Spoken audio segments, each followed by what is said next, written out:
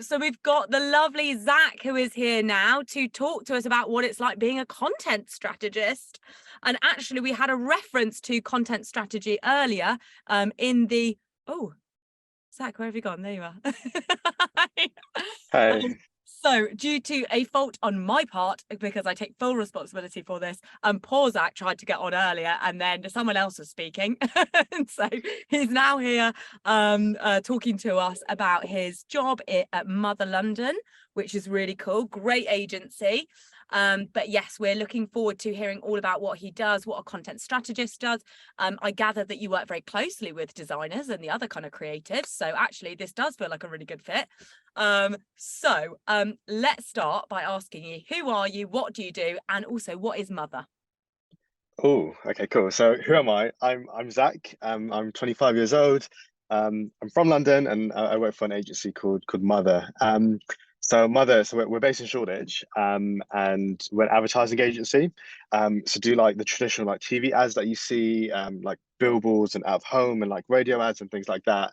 Um, but I sit in the content team, so I guess like a different offering compared to the traditional stuff you'll see. So I'm a content strategist. So yeah, that basically meaning I think the simplest way to explain it is coming up with like ideas for like TikTok content or YouTube content or like Instagram content and things like that compared to like your traditional TV ads. And yeah, I guess like some of our clients at Mother, like we have like IKEA and KFC and Samsung and Reese's and I'm missing some like Trainline and Uber Eats and stuff like that. So yeah, I work in a few of those. But yeah, I sit in the content team, so my focus is very much like digital and online compared to like stuff on your TV or outside. But yeah, a lot of my time is spent scrolling TikToks and just figuring out ideas and getting inspiration through that. Oh my God, the dream job. I'm sure everyone watching is like, oh my, how do I get that as a as a career? Um, okay. Okay, yeah. So lots of stuff on yeah, the digital side of things, like you were saying. What does that actually mean though? You spend a lot of time Yeah, scrolling TikTok yeah, and then you come up with ideas. Talk us through yeah, that process a little bit more. yeah. So well, I guess I can talk through my like typical week, I guess, or like things that I normally get up to. Um, See, I guess like the way it would work is, let's say like IKEA have a brief, like let's say they want to sell like the new range of sofas or something. Um, the way my role works within that whole thing is that we'd get brief from IKEA and then like a strategist or yeah, we'll work on a brief. And then my job is to think about how that lives online. So let's say, for example, we're seeing a lot of people like create upselling content on TikTok. That could be like a strategy in the way in. So could we like can we redesign these sofas for a more online way, tapping into trends on TikTok? And then I basically just think of like all these different ways that work based on trends, and then brief that into a creative team. And then the creative team will then develop it creatively and make it look beautiful and think of ideas, and then it goes into production, and then we post the TikToks basically. There's a lot of things in between that, but I think that's the easiest way to explain it. And yeah, like throughout the week, a lot of my time is spent doing things like that. If I'm working on the campaign and it's in production, then I'll be like reviewing like TikTok edits with the creative team. And yeah, outside of that, it's just like, yeah, keeping up to date with all the latest trends and things that are going on online. Like if I see something, I'll be like, oh, this could be a cool idea for KFC. Like if there's like a cool food trend, for example, then yeah. And I guess like with my job, it's important to keep up to date all the time because yeah, like we don't want to post something that was a trend back in like 2021, for example. So hence why I spent a lot of time on platforms like TikTok and Instagram and YouTube. I love that. So a lot of it is staying on top of what's kind of culturally relevant and all of these things. So you've got to be consuming a lot of that kind of trend-based stuff yourself. What a cool job. Yeah. Did you know that this was something that you could do when you were at school? Yeah. I had no idea this. Well, I had no idea advertising existed as an industry up until like 4 years ago. So literally, as soon as I graduated from uni, so I studied history at university. And for me, like I study history because I love history. Like I love learning about history. So I thought, let me just do something that I love, and then I just figure out from there. And then I remember I done a summer internship in my second year of university.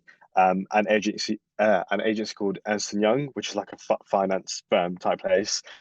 And I worked in audits. And the thought now of working in a career like that is like completely foreign to me. But yeah, I basically done that. I got offered a full-time job. So going into my third year of university, I had a job lined up to work in audit.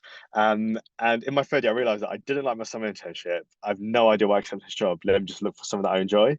And my part-time job at university was working as a blogger for Yahoo Sport. So I just wrote articles about football for 3 years, basically. So yeah, I thought let me look for something in that space. And I've always loved watching content. Like I watch so much, like even now, watch so much YouTube. And then it came to my head that someone needs to make these YouTube videos. So let me find out who does that.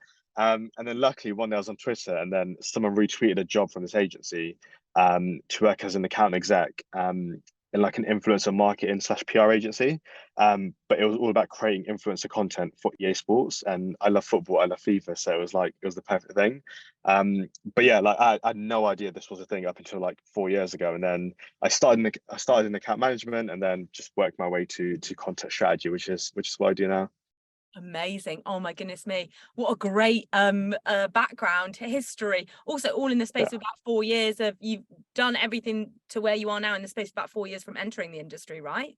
Yeah. So I graduated in 2018, and then I started my first job at the end of 2018. And yeah, since then, so I've had from September 2018 up until now, I've had four different jobs. So I started off as an account exec in like an influencer marketing PR agency. Um, then I realized I didn't really like PR that much, and I really wanted to work in advertising because I think for me, like PR agencies for me was all about like how do we drive fame and like get like headlines and things like that. Whereas for me, advertising was more purely about the creative and creating great work. So yeah, I then worked as an account manager at an agency called FCB Inferno, and then I was there for like a year and a half, and then I realized that I love content. I didn't love account management. So then I moved again to another PR agency where I worked as a content manager, and then I was there for around 11 months, and then I realized that I just wanted to work in advertising but in content, and then that's when this job came up at Mother, and then it was just a perfect mix of everything, basically.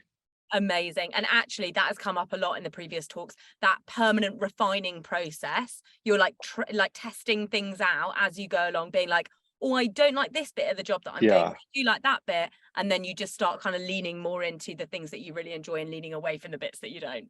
Um, yeah, no, for sure. And I think for me, like, and I appreciate, I was in a very privileged position to be able to just like switch jobs and then have another job lined up and things like that. But for me, it was like the moment I felt like I stopped learning in my job, I stopped like enjoying my job.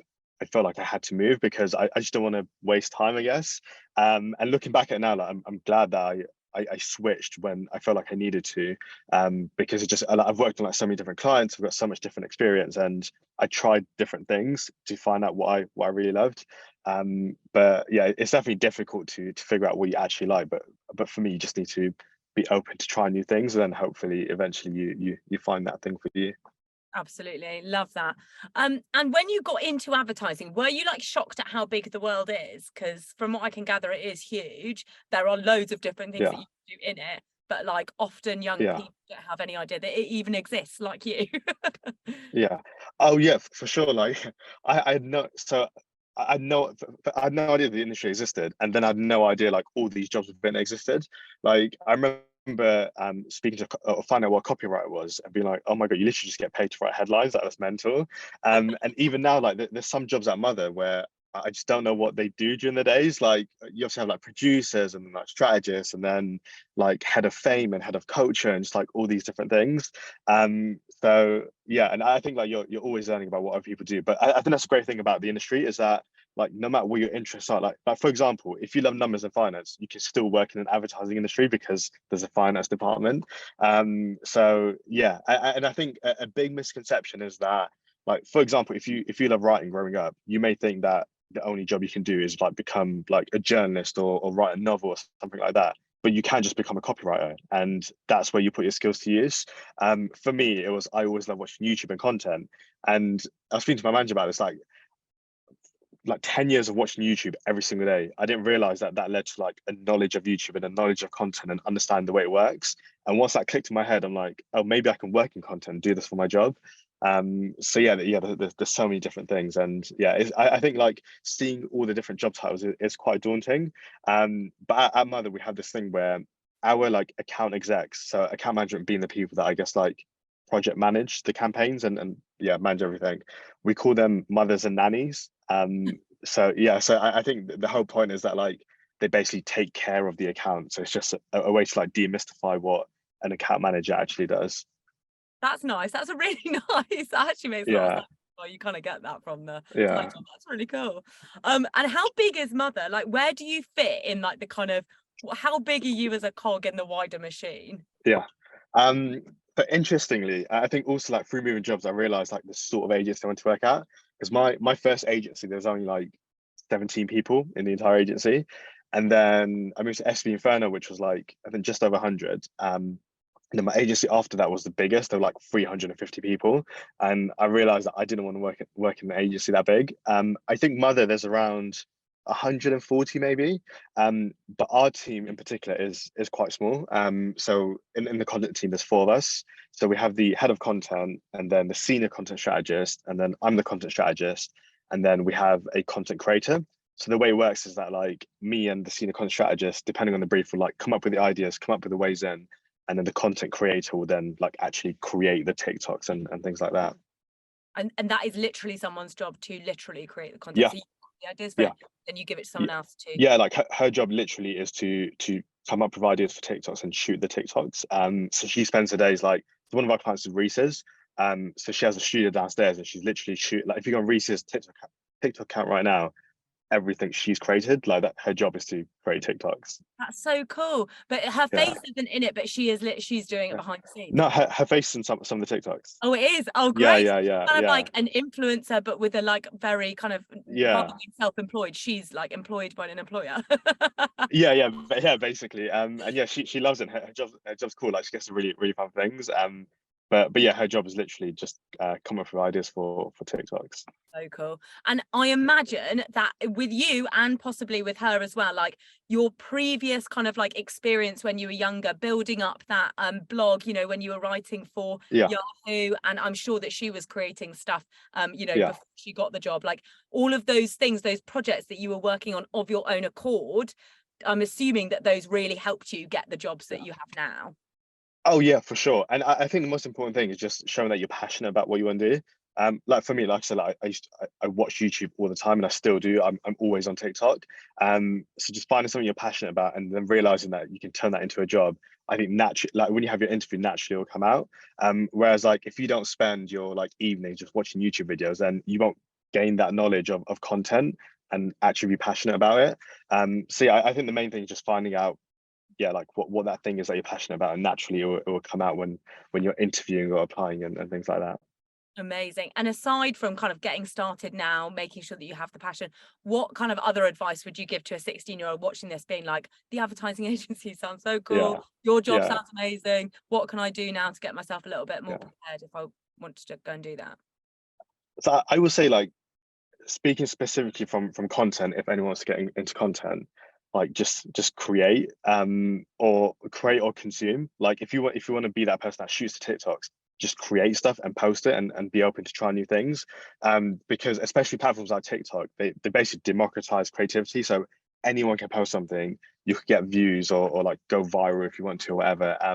But yeah, and then like eventually when it comes to you applying for jobs, you can show your body of work to the person that's interviewing you, and yeah, develop your skills like that. Or if you don't want to create and you're like me, you just want to think about stuff, then just continue to consume content because that's the best way to learn is by watching and understanding. And yeah, I'll say it's just important to try new things and don't be afraid to fail. Because I've definitely failed a lot of times on like different campaigns and different ideas and things like that. But like the only way you grow is by doing new things and yeah, just coming up with new ideas. Love that. Absolutely.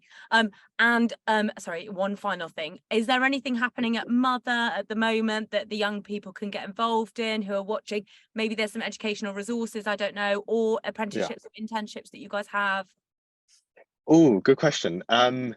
Not as far as I know, but I think we are like in discussion around like hosting events and things. We have this thing called Downstairs at Mother, where I think like once every quarter we host events that anyone can come to. And I think like a few months ago we had something around like floral arrangements, and then something around like body positivity and just like all these different things where you can come to. And the good thing is that when you come, like a lot of mother employees will be there, for example, and everyone's more than happy to chat and share their expertise and wisdom. So yeah, and I think we post about it on our Instagram. I think it's a downstairs at mother Instagram channel.